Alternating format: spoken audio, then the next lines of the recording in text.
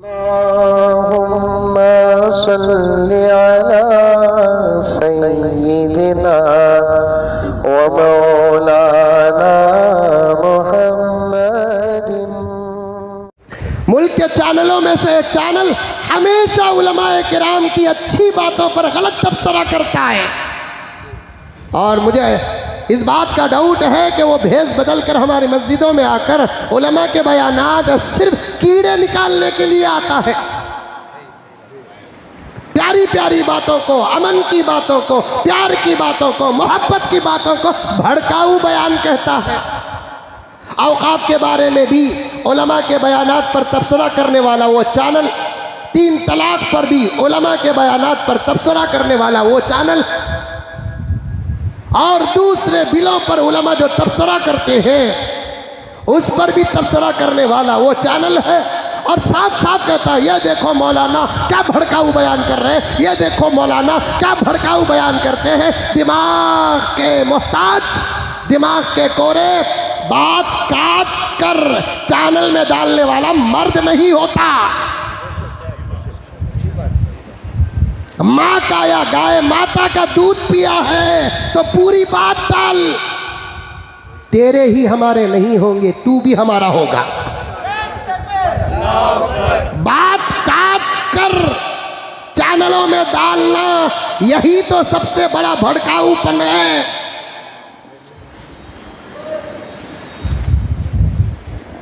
हमारी बातों में तुझे क्या तेरी नस्ल को भी नफरत नहीं मिलेगी? हमारी बातों में मोहब्बत है। औकात की हिफाजत के लिए उलमाए किराम अवाम को जगाते हैं तो भड़काऊ। किसके बाप की जगह है, तेरे बाप की कि मेरे बाप की? मेरे बाप की जगह के लिए मैं मेरे भाइयों को जगाता हूँ, इसे भड़काऊ बयान कहते हैं। हमने किसी हिंदू औकाफ पर बात नहीं की, मुस्लिम औकाफ पर हमने बात की है, इसे भड़काऊ बयान। इंशाअल्लाह ताला सुम्मा इंशाअल्लाह मुसलमान और उलमा जब तक इस धरती में रहेंगे जगाते ही रहेंगे, सोने नहीं देंगे। औकाफ के बारे में उलमा मौलाना अरशद मदनी बयान करते हैं तो भड़काऊ बयान, मौलाना महमूद मदनी बयान करते हैं तो भड़काऊ बयान, मौलाना सज्जाद नोमानी बयान करते हैं भड़काऊ बयान, हारून साहब बयान करते हैं तो भड़काऊ बयान, ये आजिज बयान करता है तो भड़काऊ बयान। अगर हम किसी और मजहब की पिरापट्टी पर बात करते तो तब जाकर भड़काऊ बयान कहता तो बात सही थी। मेरी ज़मीन है, मुसलमानों की ज़मीन है, हमारी ज़मीन है, हमारी दौलत है, ये भाई गाफिल हैं, इनको जगाते हैं तो भड़काऊ बयान है। और नतीजे भी क्या निकालते? 6 करोड़ ईमेल पहुंचते हैं, 80 पर 4 लाख ईमेल का नतीजा निकालते। अजीब दुनिया है। ईवीएम पर वोट जाता है तो सही, ईमेल पर राय जाती है तो गलत। ईवीएम पर वोट जाता है तो सही, ईमेल पर हमारी अपनी राय जाती है तो गलत। मैं ऐसे चैनलों से कहना चाहता हूं, कभी अपनी मौत के वक्त को याद रखो। 100 साल की भी गारंटी लेकर पैदा नहीं हुए हैं तुम। मैं चाहूँ तो इन चैनलों का नाम ले भी सकता हूँ, लेकिन मैं अपने पवित्र माहौल पर इन गंदे नामों को लेना नहीं चाहता। मैं उज़न की बात करूँ, हमारे बड़े अमन की बात करें, मोहब्बत की बात करें। अरे मेरे मोबाइल की मैं हिफाजत करूँ, और मैं आपको कहता हूँ कि भाई तेरे हाथ का मोबाइल बहुत कीमती है, तू हिफाजत कर। ये भड़काऊ बयान। अकल है यानी तो स्कैनिंग ले। शायद जिस गाय को तू मानता है खुदा, हम तो उसे एक जानवर मानते हैं, अदब करते हैं, हम उसे चारा देते हैं, हमारे अल्लाह के नाम पर ज़िबा करते हैं। हालात और कानून बदला, हमने रोक कर रखा है। अब तू उस गाय को अगर अल्लाह मानता है, खुदा मानता है, तो स्कैनिंग ले। कम से कम उसका गोबर भी तेरे दिमाग में निकल कर आ गया, तब भी मैं तुझे अक्लमंद समझूंगा। अगर वो भी नहीं निकला तो तुझे क्या कहना, मेरे पास लफ्ज़ ही नहीं है। भड़काऊ बयान हमने, अल्लाह की कसम हमसे कभी नफरत की बात नहीं निकलेगी। हमसे मोहब्बत की बात ही निकलेगी। लेकिन बात यह है, सुनने के लिए भी दिल का साफ होना ज़रूरी है, देखने के लिए निगाह का पाक होना ज़रूरी है। समझ में, निगाह पाक रखो, अच्छी रखो, लैला भी हूर नज़र आएगी।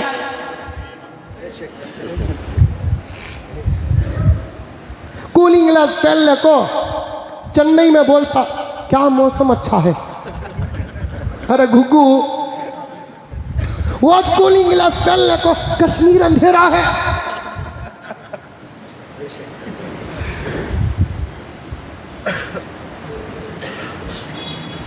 आईना निकाल, ताज्जुब का आईना निकाल, नफरत का आईना निकाल, फिर मोहब्बत का चश्मा पेन, इंशाअल्लाह ताला हर चीज़ अच्छी नज़र आएगी, हर जुमला अच्छा नज़र आए। भड़काऊ बयान हम, वो भी इस कौम के उलमा, अंबिया के वारिस, भड़काऊ बयान। तुम लोग तो, तुम्हारे सूरमा भड़काऊ काम कर रहे हैं। इस मुल्क की ज़रूरत है क्या हमारे औकात को लेना? संभालना है तो हुकूमत के पैसों से मुल्क संभालो। मुसलमानों की औकात छीन कर मुल्क चलाना कोई बहादुरी की बात नहीं। अगर मुल्क चलाने के लिए पैसों की कमी है तो फिर हमारे अकाबिर के दरवाजे खिटखिटाओ, इंशाअल्लाह उसका भी इंतज़ाम हो जाएगा। हमको और भी बातें कहने दो। हमारे इन नौजवानों को हमें संभालना है, हमारे इन नौजवानों को हमारे अल्लाह का प्यारा बनाना है, हमारे इन नौजवानों को हमारे मोहम्मद का लाडला बनाना है। इनके सरों पे टोपियां सजाना है, इनके चेहरों पर दाढ़ियां रखना है, हमारे कौम की बच्चियों को बुर्का पहनाना है। हमको कुरान पूरा बयान करना है, अहादीस पूरा बयान करना है, मेरे नबी की सीरत पूरी बयान करनी है, सहाबा की सीरत बयान करनी है, हमारे अवतार और हमारे औलिया की बातें बयान करना है। तुम हमको इस तरफ जाने ही नहीं देते, हमारा दिमाग हमेशा इधर मसरूफ करके रख देते हैं। सब खत्म करो, मुल्क अच्छे तरीके से चलाओ, प्यार के साथ चलाओ, मोहब्बत के साथ चलाओ। ऐसे इशू इस वक्त सरकार उठाती है जो मुल्क को ज़रूरत नहीं। मुल्क को जो ज़रूरत है, अगर माँ का दूध पिए हैं तो वो इशू उठाओ। एजुकेशन मुल्क की ज़रूरत है, अगर है हिम्मत तो फिर उठाओ। पकड़े पकाने की बात करने वाले एजुकेशन का मसला क्या खाक उठाएंगे?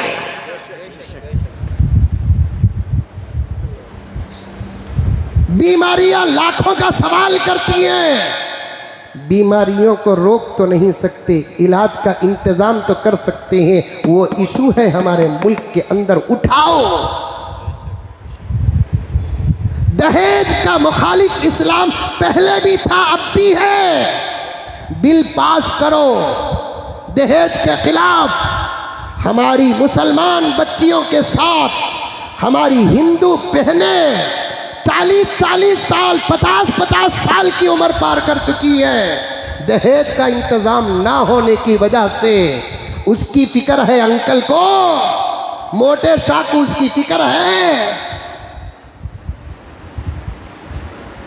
कितने मेरे नौजवान बच्चे पीयूसी डिग्री फर्स्ट नंबर पर पास करने के बाद आगे की डिग्री जाने के लिए स्कूलों के दरवाजे खिटखिटाते हैं, तो स्कूल और कॉलेज में से बाज़ स्कूल, बाज़ कॉलेजेस बराबर तिजारत के मरकज़ बन चुके हैं। 5-10 लाख रुपए फीस ना हो, एडमिशन ना हो तो उनको सीट नहीं दी जाती। आप इसके खिलाफ बिल क्यों नहीं पास करते?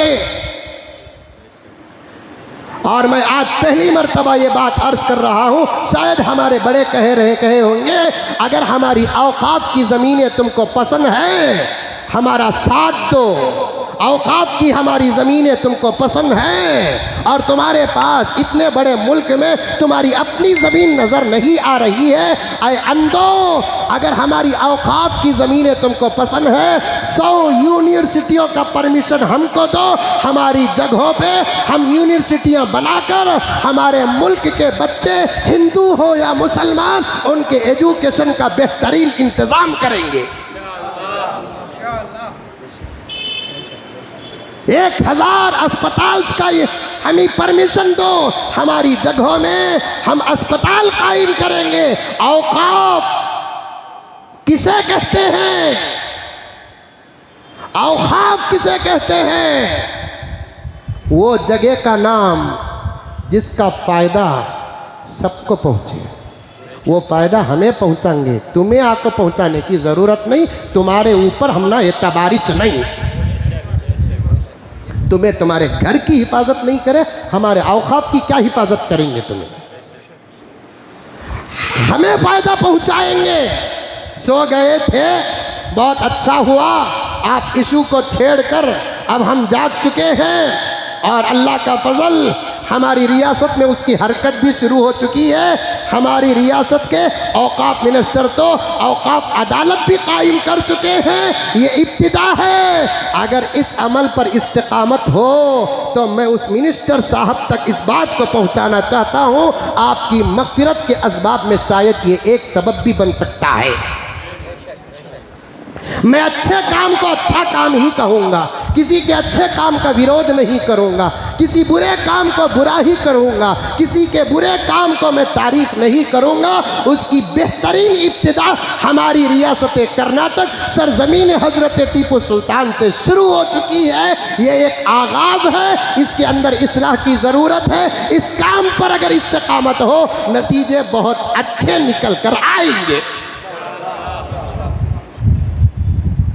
हमारी ज़मीन की हिफाजत के लिए हमें नौजवाना को पकड़ को ईमेल भेजो बा को बोलकर बोले तो भड़काऊ काम करते, भड़काऊ बयान करते। गुग्गू दादा की पिरापट्टी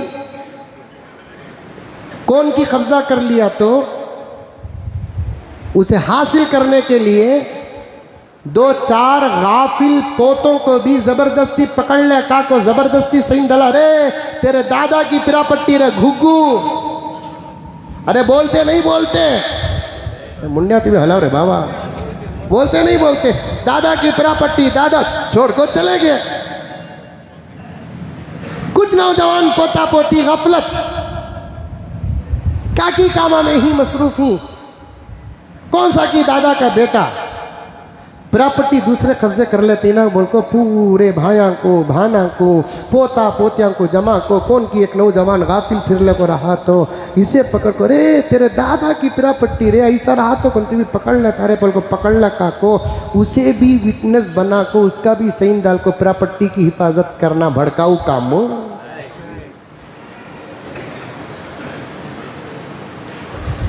मेरे हिंदू भाइयों तक भी मैं इस बात को पहुंचाना चाहता हूं कि तुम किसी की बात पर भरोसा मत करो। कोई कहता है एक स्पीच में कि हिंदुओं होशियार हो जाओ वरना हमारे मंदिर खतरे में है। तौबा तौबा तौबा। भाइयों तुमको मालूम होना चाहिए, हम तो हमारे भाइयों को कहते हैं उनके मंदिर में जो होता है उनको करने दो, तुम खामखा मत जाओ वहाँ पर। ये कहने वाले क्या मंदिरों को तोड़ेंगे?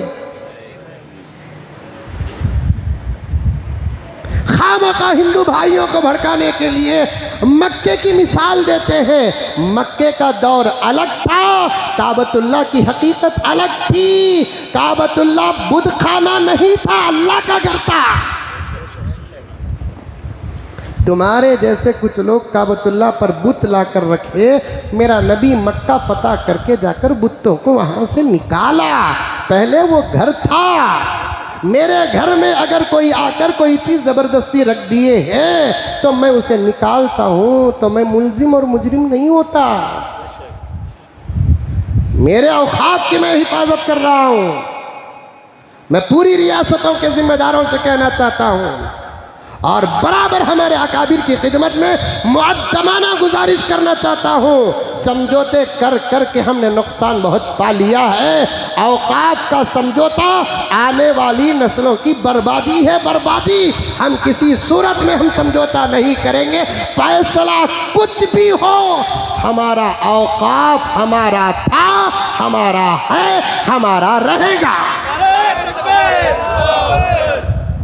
चाहे ईमेल के मशवरे कबूल हो के ना हो, अदालत के फैसले कुछ भी आ जाए, जब ये मोबाइल मेरा है, फैसला अकरम की तरफ आता है, क्या उस फैसले को मानेंगे? नहीं मानेंगे। बिल्कुल इसी तरीके से औकाफ हमारी है। और आप मत डरो, बेवकूफ़ों मत डरो, नादानों मत डरो, अकल के कोरों मत डरो। हमारे मुल्क की औकाफ को हम मुल्क ही में रखेंगे, अरब को लेकर नहीं जाएंगे। ये घुगुआ समझ गए सो, केक काटे सका औकाफ को काट ले को हमें अरब को चल जाएंगे मुल्क नहीं जाते। हमारे औकाफ हमारे मुल्क की ज़मीन है, वो मुल्क की ही ज़मीन है, मुल्क ही में रहेगी। उसका इस्तेमाल हमारे अपने आस्था के मुताबिक करेंगे। उस ज़मीन का एक पैसा हम दूसरे मुल्क को लेकर नहीं। क्या की समझ गई तुम्हें? औकाफ एक ज़मीन है, काटते जाओ तो निकलते जाएगी।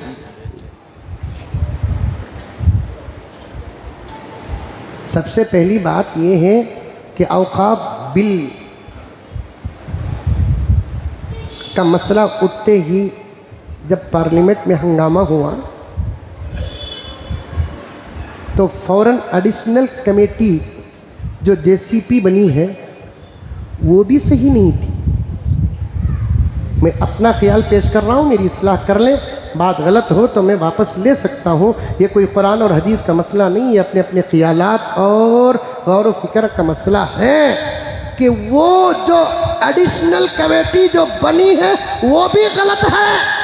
नहीं, उससे भी मानना नहीं था। कुछ हमारे मुस्लिम रहबरान भी उस कमेटी के अंदर हैं, उनको बड़े अक्लमंद और दानिश्वर माना जाता है, लेकिन उन लोगों ने भी उस कमेटी का हिस्सा बनकर एक बहुत बड़ी गलती की है कि जब चीज़ हमारी है उसके बारे में किसी किस्म का कोई दूर और करीब का समझौता नहीं।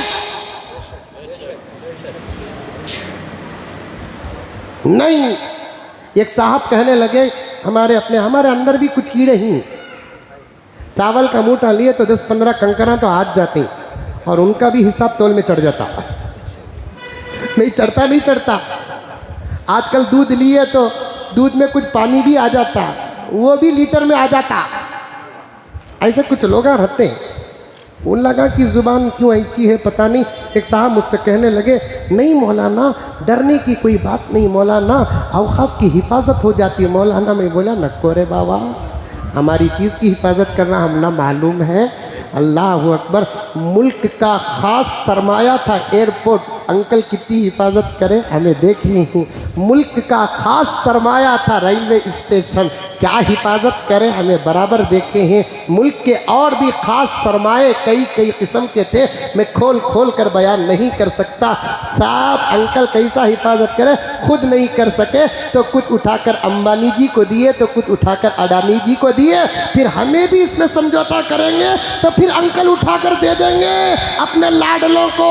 हिफाजत करे कि नहीं करे कि वो कहने लगा कि हजरत हिफाजत नहीं करे बोलकर, अरे नहीं करे बाबा, होगी गलती, I am sorry.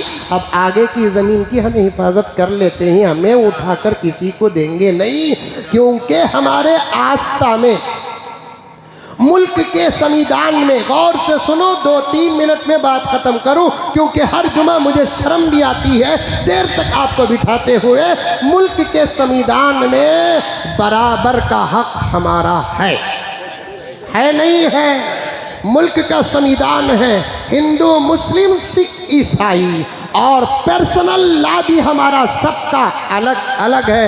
Hindu law, Christian law, Sikh law, वैसा हमारा मुस्लिम पर्सनल लॉ भी है कि नहीं है? हिंदू पर्सनल लॉ है, सिख पर्सनल लॉ है, हिंदू पर्सनल लॉ है, सिख पर्सनल लॉ है, वैसे हमारा मुस्लिम पर्सनल लॉ भी है। और जब हमारे मुल्क का संविधान बन रहा था, बेवकूफ़ बैठकर नहीं बनाए हमारे मुल्क का संविधान, बड़े बड़े दानिश्वरान, ज़हीनो फतीन और अक्लमंद बैठकर पूरे मशवरों के साथ मुल्क का संविधान तकरीबन 3 साल मेहनत के बाद अल्हम्दुलिल्लाह हमारे मुल्क का संविधान बना है। मैंने कई मर्तबा अर्ज कर दिया इस बात को के सारी दुनिया के 200 करीब ममालिक के मुल्कों के संविधानों में जितना बेहतरीन संविधान हमारे मुल्क का है किसी और मुल्क का भी नहीं है।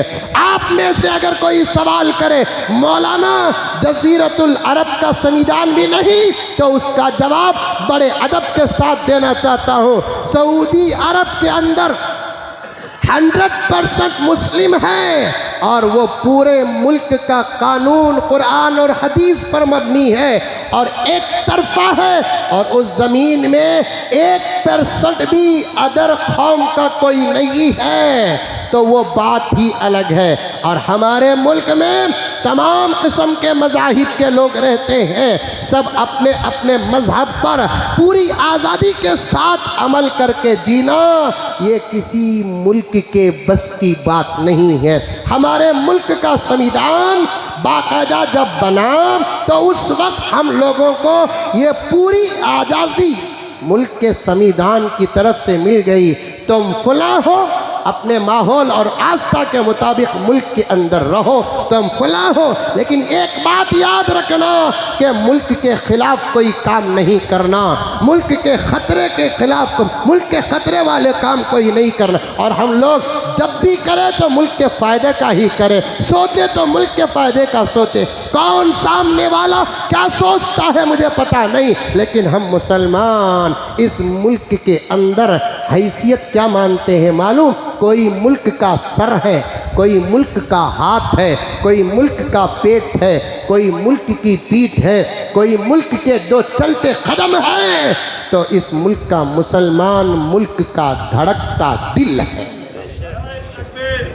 इस मुल्क का मुसलमान इस मुल्क का धड़कता दिल है। दिल हो तो जिस्म सलामत, दिल ना हो तो जिस्म सलामत नहीं।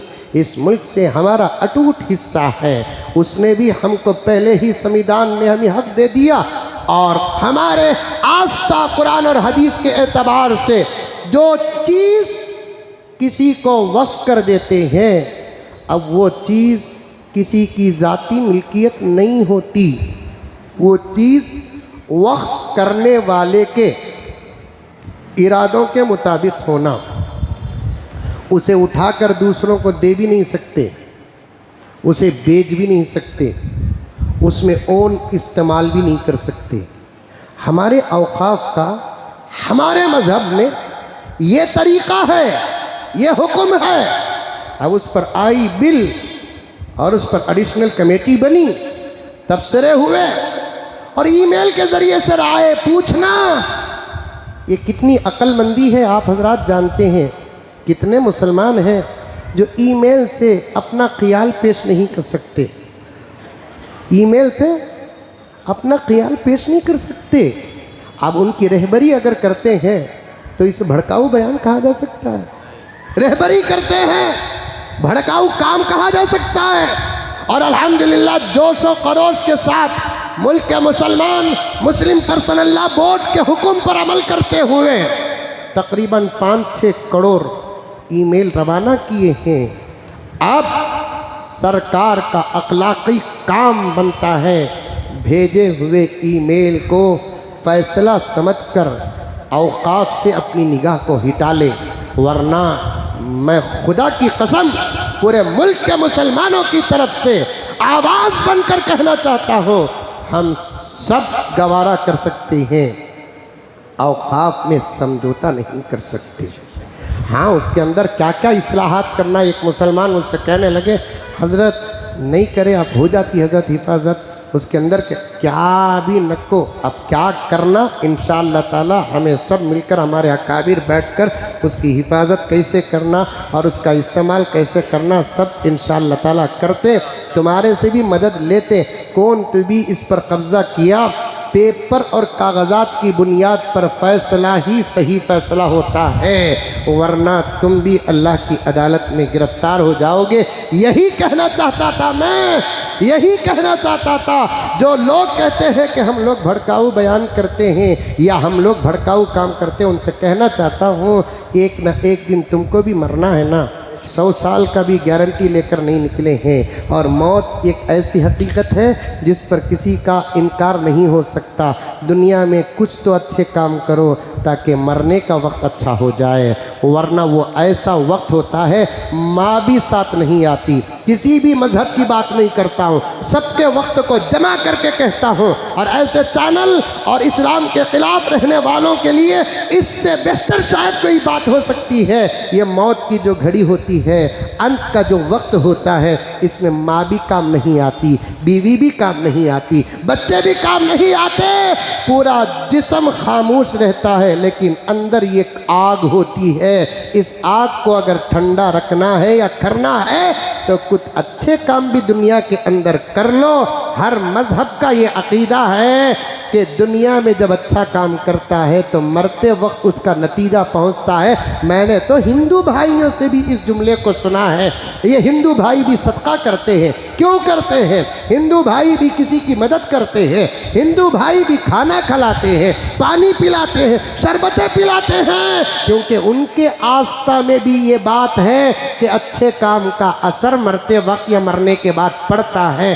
अगर ये आस्था तुम्हारे धर्म का है तो फिर तुमको मैं इधर से कहता हूँ, भड़काऊ चैनल न चलाओ, प्यारो मोहब्बत के चैनल चलाओ, इंशाल्लाह हम भी तुम्हारा साथ देंगे। बात बहुत दूर चले गई, यहीं ख़त्म करता हूँ मैं। बात को यहाँ जहन में रखो। आइंदा भी सुन्नतों की अहमियत पर, इफादियत पर बात करूँगा कि आजकल बहुत हालात ख़राब से ख़राब होते जा रहे हैं। अल्लाह हम तमाम को अच्छा रखे, हमारे मुल्क में अमन व अमान के फ़ैसले फ़रमाए, प्यारो मोहब्बत के फ़ैसले फ़रमाए। आखिर में गुजारिश है कि हमारी मस्जिद का